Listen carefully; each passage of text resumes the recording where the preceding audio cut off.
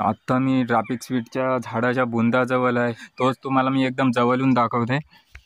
आता हा तुम्ही पाहिलं असेल की हा बुंदा आहे आणि बुंदापासून ही जी झाडाच्या साईडची जागा जी तुम्हाला दिसते ती पूर्णपणे टाईट झालेली आहे आणि ह्या टाईट जागेच्या कारणाने तुम्हाला जी झाडाची मुलं दिसतात ती पूर्णपणे ती एकदम सुकण्याच्या स्थितीत असतात आणि त्याला अन्नद्रव्य खेचून घेण्याची क्षमता म्हणजे कमी झालेली असते।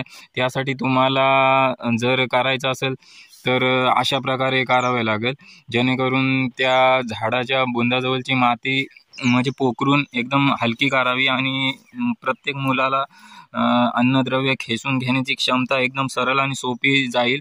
अशा प्रकारे तुम्ही जर झाडाची मुलाची जागा केली तर तो झाड चांगल्या पद्धतीने अन्नद्रव्य खेचून घेण्याची क्षमता त्याची वाढू शकते आणि तुमचा झाड अशा प्रकारे चांगला ग्रो होऊ शकतो, तुम्ही पाहू शकता। आणि ह्या झाडात जर बुंदाला तुम्ही पाहिलं तर हा झाड बघा कसा पूर्णपणे सुकला आहे।